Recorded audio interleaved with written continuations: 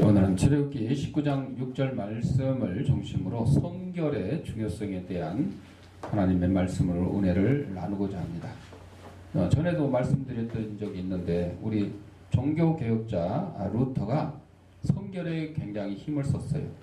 종교개혁을 일으키기 전에 수도원의 수도사였는데 그가 제일 관심을 기울인 것은 죄의 문제였습니다. 루터는 조그만 죄도 자기의 마음속에 그냥 두지 않았습니다. 생각만 잘못되어도 성당으로 뛰어가 고해성사를 담당하는 신부에게 찾아갔습니다. 신부님, 내가 이런 생각을 했는데 내 죄를 고백합니다. 그러면 신부는 성자와 성령의 이름으로 내 죄가 사해졌다 이렇게 선포를 해줬습니다. 그런데 이렇게 자기 죄를 고백하고 돌아가는 루터가 또 다른 죄가 생각이 났어요. 그러니까 어떻게 해요? 다시 집에 가다가 다시 성당으로 쫓아갑니다. 신부한테 또 가서 또 고해성사를 하려고 그러니까 신부가 귀찮아가지고 너무 자주 오니까 어떤 사람은 보통 일주일에 한 번, 또 한 달에 한 번, 몇 년에 한 번도 오는데 루터야, 죄를 좀 모아놨다가 한꺼번에 가지고 온다. 그럴 정도였어요. 이와 같이 루터는 그의 영혼을 항상 깨끗이 하려고 애를 썼어요. 그런데 고해성사를 아무리 해도 자기 죄가 깨끗해진 것 같지가 않아요. 그래서 자기 죄를 어떻게 하면 다 깨끗이 할까? 이런 갈급한 심정으로 고해성사가 아니라 이번에는 극단적인 고행을 시도했어요. 고행이라는 건 뭐예요? 예수님처럼 똑같이 고난과 시련을 당해보는 거예요. 그래서 필리핀 같은 데서는 사순절 때 특히 고난 주간에 예수님의 그 십자가에 당하기 전에 고난 당한 거를 갖다가 재현을 해요. 그래서 빌라도 법정에서부터 재판을 받고 사람들에게 욕을 얻어먹고 침뱉음을 당하고 또 군인들에게 채찍질을 당하고 그리고 십자가를 끌고 골고다를 향해 가는, 그리고 실제로요, 뭐 우리는 이런 거 하면 안 되지만 그 사람들은요 실제로 예수님처럼 똑같이 고난을 당한다고 그러고 손발에 못 박는 사람도 있어요. 창을 찔리는 사람도 있어요. 이런 고행을 해요. 루터도 하여튼 고행을 했어요. 그 정도는 아니겠지만 극단적인 이 몸을 갖다가 막 자학을 하면서 괴롭히면서 이렇게 자기 죄를 없애려고 노력을 했어요. 그런데도 마음의 평안을 얻지 못해서 이제 로마서와 갈라디아서를 깊이 연구하다가 깨달았어요. 믿음으로 구원을 얻는다. 하나님의 음성을 듣고 자유함을 얻게 됐어요. 그래서 루터가 뭘 일으켰어요? 종교개혁을 일으켰어요. 아, 지금까지 내가 지금 신앙생활에 온 게 다 잘못됐다. 응? 뭐 돈 주고 뭐 면죄부를 사야 뭐 천국에 가고 뭐 이거 말도 안 되는 여태껏 거짓된 믿음을 가졌다. 이렇게 해서 종교개혁을 일으켰죠. 하나님께서는 영혼이 깨끗한 사람을 선한 일에 쓰셔서 큰 역사를 이루게 한다. 그랬어요. 너희가 내게 대하여 제사장 나라가 되며 거룩한 백성이 되리라. 너는 이 말을 이스라엘 자손에게 고할지니라. 성경은 성도의 구별된 사람에 대하여 이렇게 권면을 하고 있습니다. 거룩한 백성이 되라. 성결이 뭐예요? 거룩하게 되는 거죠. 우리 힘으로 거룩해져요? 안 되죠. 베드로전서 1장 15절에 오직 너희를 부르신 거룩한 자처럼 너희도 모든 행실에 거룩한 자가 되라. 하나님이 거룩하니 너희도 거룩하라. 또 바울은 에베소서 5장 3절에 음행과 온갖 더러운 것과 탐욕은 너희 중에서 그 이름이라도 부르지 말아라. 이런 성도의 마땅한 반이라. 우리가 아이들을 가르칠 때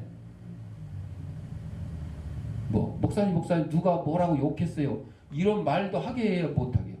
못하게. 흉내도 못 내게. 응? 그냥 누가 욕했어요.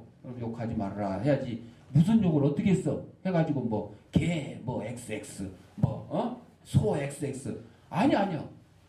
얘들은 읽을 때 그걸 그대로 따라서 읽어요. 이렇게 했다고 저렇게 했다고. 아니요. 흉내도 내면 안 돼요. 따라하면 안 돼요. 욕이고. 성경에 지금 나와 있잖아요. 그래서 하나님 앞에서 성도는 주님을 본받는, 그러니까 예수님을 따라서 살기도 힘든데 그 거짓된 것, 잘못된 것, 죄악된 것들을 왜 흉내내냐고요. 그래서는 안 되는 거죠. 우리가 이 주님을 본받는 삶이 뭐예요? 주님이 이 땅에 오셔서 뭐 하셨어요? 첫째, 천국 복음을 전파했어요. 전도하는 거죠. 또 배고픈 자를 먹였어요. 구제하는 거죠. 병든 자를 고쳤어요. 치료하는 거죠. 우리 힘으로 치료는 할 수 없으나 우리는 어떻게 해요? 그들을 위해서 기도하잖아요. 병원에 데려다 주잖아요. 죽은 자를 살리셨어요. 우리가 죽은 자를 살릴 수는 없지만, 육신의 죽은 자를 살릴 수 없지만 영원히 죽는 자를 살릴 수가 있어요. 뭘 통해서? 전도를 통해서, 복음을 전해서. 예수님은 마지막에 우리의 죄를 감당하시려고 십자가에 죽으시고 사흘 만에 부활하시고 승천하시고 다시 오시겠다고 약속해 주셨잖아요. 예수님이 우리의 죄를 감당한 것처럼 우리도 누군가를 대신해서 내 것을 줘가면서, 뭐 돈이 됐든 명예가 됐든 권력이 됐든 내 몸뚱아리가 됐든 이웃에게 나눠주면서 예수님을 본받는 삶을 살아야 된다. 이게 주님을 본받는 거잖아요. 근데 이렇게 본받으려고 해요? 잘 안 하죠? 본은 안 받고 뭘 받으려고 그래? 복 받으려고 말해. 복. 주님을 본받는 게 아니라 주님의 복만 받으려고 그래. 주님의 복만 받으려는 게 문제가 되는 거예요. 여러분, 자식이 부모한테 와서 부모 밑에서 자라면서 심부름도 잘하고 공부도 열심히 하면서 또 용돈도 받으면 좋은데, 공부도 안 하고 심부름도 안 하면서 뭐만 받으려고? 용돈만 받으려고. 용돈 받아가지고 PC방 가고 군것질하고 뭐 이러고만 하려면 이거 부모님 좋아하겠어요? 안 좋아하죠. 열심히 공부하고 부모님 심부름 잘하고 착하게 살면 달라고 안 해도 부모님이 알아서 용돈 줘요. 하나님도 우리 자녀들에게 그렇게 하시는 거예요. 복 달라고 안 해도 복 받을 짓을 해야지. 복 받을 짓을. 야, 저놈 하는 거 보니까 참 내가 그냥 복을 안 줄 수가 없다. 그냥 하나라도 더 주고 싶다. 여러분, 이런 마음이 드는 사람이 있잖아요. 자식이 됐든 친구가 됐든. 그런데 아무리 많아도 주기 싫은 그런 놈이 있어. 그런 자식이 있고 그런 친구가 있고 그런 이웃이 있어. 내가 썩어 자빠질지언정 너 주나보라. 이런 경우가 있을 수도 있잖아요. 그래서는 안 되겠죠. 그런 사람이 돼서는 안 되겠죠. 우리는 주님을 본받는 생활을 해야 된다. 왜? 성도는 사회의 미래이며 희망이기 때문에. 얼마 전에 뭐 여론조사가 뭐 정확한 건 아니지만 70% 정도가 기독교인들을 믿지 못하겠다. 70% 정도. 30%라도 믿는다고 해서 다행인 것 같아요. 여러분, 거꾸로 돼야 돼. 70% 이상이 내가 다른 사람은 못 믿어도 기독교인은 믿을 수 있다. 이래야 되잖아요. 이게 거꾸로 됐잖아요. 이게 왜 그래요?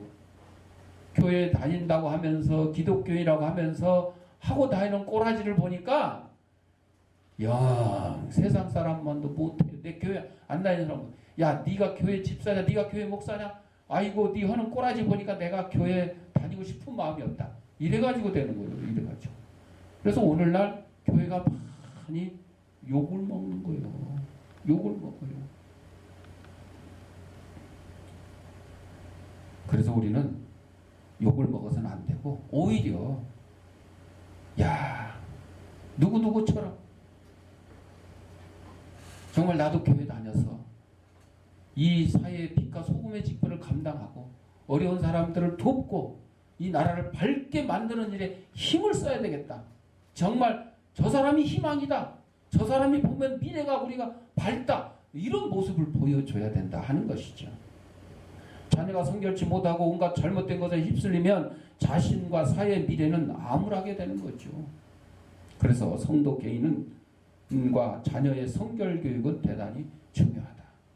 교육을 시켜야죠. 자녀의 성결 교육을 시켜야 되는데 뭘로 시키겠어요, 여러분들? 나를 본받아라 하려고 그랬더니 별로 본받을 게 없을 것 같아. 이거 나를 본받았다 오히려 망칠 것 같아. 누구를 본받아야 돼? 예수님을 본받게 가르쳐야 돼. 예수님을 본받게 가르치려면 뭘 가지고 가르쳐야 돼? 하나님 말씀 성경으로 가르치는 거죠. 여러분 학교 선생님이 뭐 다 잘해서 선생님이에요? 학교 선생님이 술 담배도 하면서도 학생들에게 술 담배 하라고 가르쳐요? 하지 말라고 그러죠. 자기는 술 담배 하면서도 학생들은 어떻게 해요? 하지 말라고 그러죠. 왜? 그게 몸에 나쁘고 여러 가지 문제가 되고 잘못된 점이 있기 때문에 자기는 어쩔 수 없이 한다지만 아이들 앞에 부끄러운 마음 가지고 술 담배 하지 말라고 가르치는 거죠. 내가 못하니까 가르칠 수가 없다. 아니에요. 내가 못해도 가르치긴 해야 돼요. 가르치긴 해야 돼요. 제가 장기기증 운동 막 홍보하면서 목사님들한테 이제 그런 얘기를 해요. 목사님 교회에서도 한번 초청해서 장기기증에 대해서 생명 나눔 예배를 드립시다. 성도들에게 예수님의 사랑을 실천하는 것이 우리 몸을 통해서 이렇게 실천한 겁니다. 그렇다고 나처럼 살아서 꼭 하라는 건 아니고 살아서 하는 것도 좋지만 그래도 돌아가시면서 어차피 화장을 하거나 매장을 해서는 없어지는 건데 그거 기증하고 가는 예수님의 이렇게 기증하고 가면서 예수님의 사랑을 전하면서 그런 얘기를 하면 뭐라고 하는지 알아요? 대부분이 나도 못하는데 교인들한테 그런 걸 시키겠냐. 이게 잘못된 거예요, 여러분. 아니 우리 사람이 불완전한데 내가 예수님처럼 똑같을 수가 없잖아요. 그렇죠. 닮도록 노력은 하지만 예수님처럼 될 수는 없어요. 그렇다고 성도들에게 좋은 것들을 내가 못하니까 알려주지도 않고 감추면 되겠어요? 알려줘야죠. 요즘 뭐 인터넷 시대니까 뭐 어떤 교회는 그러더라고. 그 요청을 하니까 교인들이 개인적으로 알아서 많이 했고 잘하기 때문에 굳이 교회에서 그렇게 설교 시간에 장기기증에 대해서 뭐 얘기할 필요는 없을 것 같다. 뭐 그런 경우도 있기는 있어요. 하여튼 담임 목사님이 그 일에 참여를 못한다 할지라도 이거는 정말 예수님의 사랑을 전하는 귀한 일이다. 그러면 성도들로 하여금 참여할 수 있는 기회는 줘야죠. 기회는. 응? 기회는 줘야죠. 기회를 주지도 않고 그냥 딱 잘라버리면 그거 되겠어요? 안 되는 거죠. 일제 말기 신의주에서 목회하던 현태룡 목사님이 신사참배 문제로 순환을 당했어요. 신사참배 반대했기 때문에 순환당했겠죠. 설교 함규령을 당해서 강단에 서지도 못했어요. 결국 황해도 곡산의 운둔에 있다가 해방을 맞이했어요. 근데 해방하고 나니까 일본 놈들은 물러가서 좋은데 또 뭐가 몰려왔어요? 공산당이 몰려왔어요. 제가 보기에는 일본 놈보다 더 숭악한 사투리는 흉악한 이 공산당. 그러니까 어떻게 해요? 공산당을 피해서 월남을 하죠. 38선을 넘어오던 중에 갈 곳을 찾지 못해 방황하고 있는데 어디서 교회 종소리가 들려요. 그러니까 같이 가서 예배 드려야 되겠다 하고 찾아갔더니 간판에 대한예수교 성결교회. 장로회가 아니고 성결교회. 마침 그 교회 장로가 목사님이시란 분이 같이 예배 드리겠다고 왔으니까 그럼 설교를 좀 해주세요. 마침 뭐 시골교회 뭐 설교하실 분이 없으면 뭐 장로님이 하기도 하고 집사님이 하기도 하는데 그리고 막 주일날은 또 목사님들이 교대로 한 목사님이 뭐 몇 군데 다니면서 설교하는 그런 경우도 있어요. 시골에는. 옛날에도 그랬지만 요즘도 그렇다고. 요즘도. 그래서 이 현 목사님이 강대상에 올라가서 성경을 봉독하고 설교를 시작하려고 하는데 자꾸만 교회 간판에 쓰여 있는 성결이라는 글자가 자꾸 눈에 어른어른하는 거예요. 입을 열 수가 없어요. 성결교회는 성결한 사람이라야 설교할 수 있지 않을까? 자기를 되돌아보는 거예요. 나는 어떤가? 일본이 함구령 내렸을 때 입을 다물었고, 성결한 사람 같으면 일본군이 설교하지 말라 그래도 막 목숨을 그냥 내걸고 가서 설교를 했어야 되는데 입 꼭 다물고 그냥 시킨 대로 하고 있었어. 이거는 하나님의 예수님의 제자가 할 일이 아니었죠. 곡산 산골에 가 있으면서도 입을 다물고 숨어 있었어요. 누구는 그냥 일본군의 총칼 앞에 담대히 가서 선교를 당하기도 했는데 주의 종으로 충성되어 나서지 못했으니 월남 제일성으로 나선 강단 이름을 따라서 성결 내 마음 내 뜻 내 행위 모두 깨끗해졌는가 이렇게 지금 강단 설교를 해야 되는데 설교를 할 수가 없는 거예요. 이런 생각 때문에 성결 강단에 서기에 흠이 없는가. 현 목사의 두 눈에서 눈물이 흘러내립니다. 이걸 생각해 보니까 자기 자신은 감히 이 성결교회에서 설교할 수 있는 그런 성결한 목사가 아니다는 거죠. 그러니까 눈물만 흘리고 있는 거예요. 교인들이 무슨 영문인지 모르고 목사님이 설교해야 되는데 왜 눈물만 흘리고 있을까? 이렇게 쳐다만 보고 있는 거죠. 그때야 간신히 입을 엽니다. 성결이라는 두 글자를 볼 때 내가 온전히 성결되었는가? 이것이 먼저 생각되고 둘째는 과거사를 생각하고 현재사를 생각해 보니 오직 눈물만 흐를 뿐입니다 하고 성도들한테 설교 아닌 고백을 하는 거예요. 고백. 결국 현 목사는 강단에서 눈물만 흘리다 내려왔고 교인들도 함께 울며 은혜를 나누었다. 아니 현 목사만 그렇겠어요? 성결교회라고 하는 간판을 붙은 그 교회를 다니는 성결교회 교인들조차도 제대로 성결한 교인이 있었겠어요? 아니잖아요. 여러분 교회에 다 성결하고 거룩한 사람만 모여요? 아니죠. 성결한 사람이 모이는 게 아니라 성결할 사람이 모이는 거예요. 거룩한 사람이 모이는 것이 아니라 거룩할 사람이 모이는 거예요. 하나님 앞에 죄인데 흠 많고 죄인데 그런 사람들이 모여서 하나님 앞에 예배를 드리면서 하나님의 은혜를 통해서 구원받고 구원에 감격하고 천국의 소망을 두며 살아가겠다. 이렇게 살아가는 것이 성도들이잖아요. 온전한 사람이 어디 있어요? 온전한 사람. 목사를 비롯해서 모든 성도들 교회 앞에 온전한 사람이 어디 있어요? 교회 앞에. 우리가 성결해야 된다는 것은 하나님의 절대적인 명령이기 때문에 그렇습니다. 하나님 우리에게 내가 거룩하니 너희도 거룩할지니라 레위기 11장 45절에서 말씀하셨어요. 또한 바울은 하나님을 따라 의와 진리와 거룩함으로 지으심을 받은 새 사람을 입으라. 에베소 4장 24절을 입으라. 성결한 사람. 또 성도는 택하신 족속이요 왕같은 제사장들이요 거룩한 나라요 그의 소유된 백성이라고 베드로전서 2장 9절에 말씀해 주고 있어요. 우리는 하나님의 말씀대로 자라가야 돼요.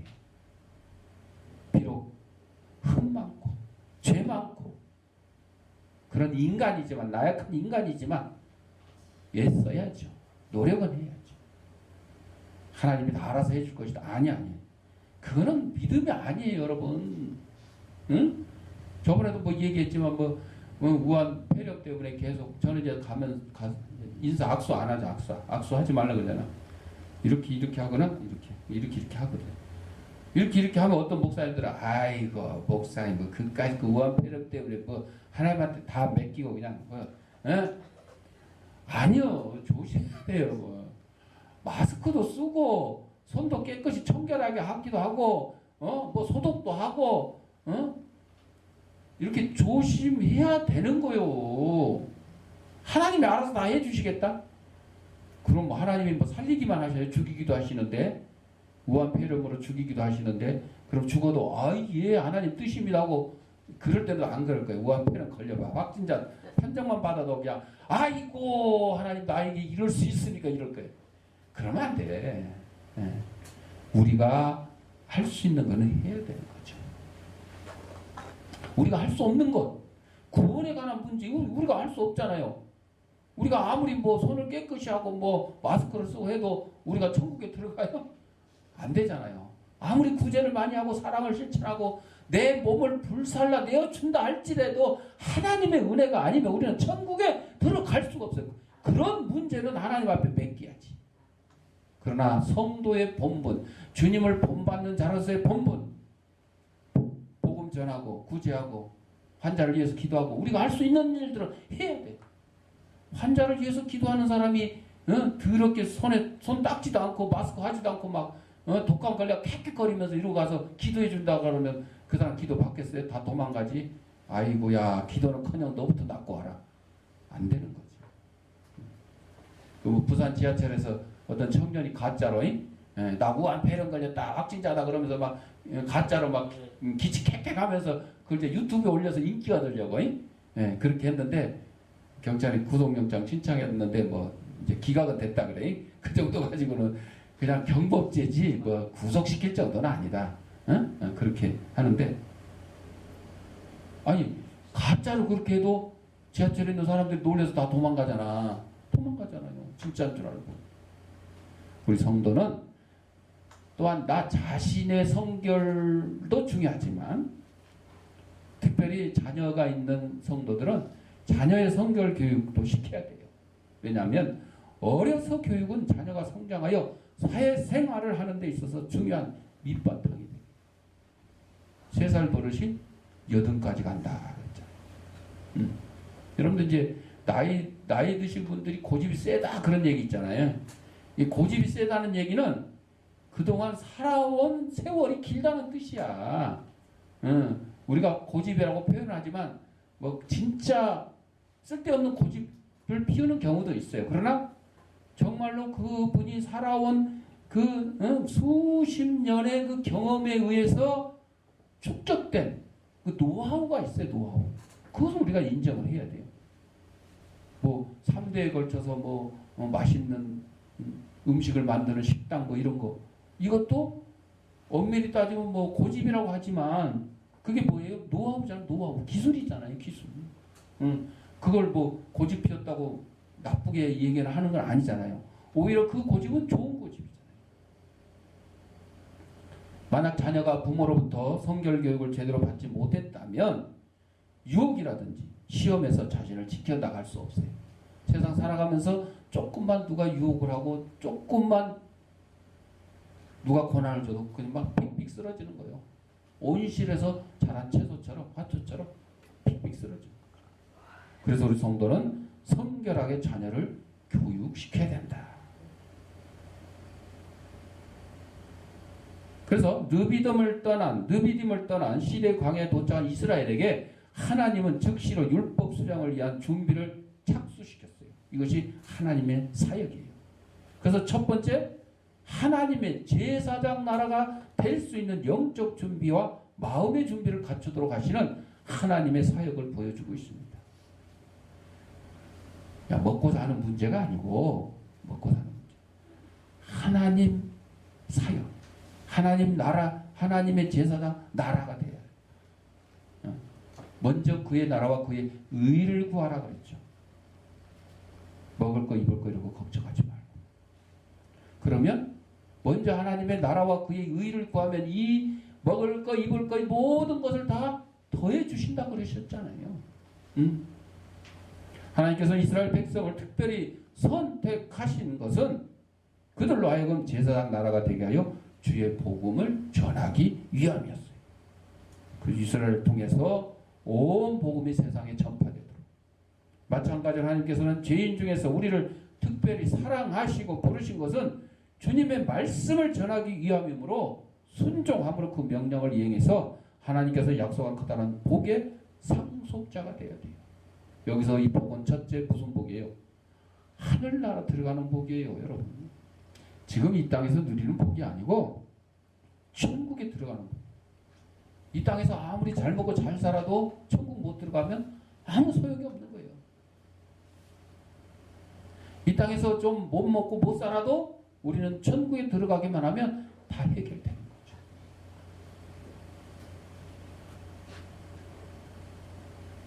일 년 설날 먹은 고기가 지금까지 아직도 뱃속에서 소화되고 있어요? 이미 나갔어. 지나갔어. 어? 지나갔어.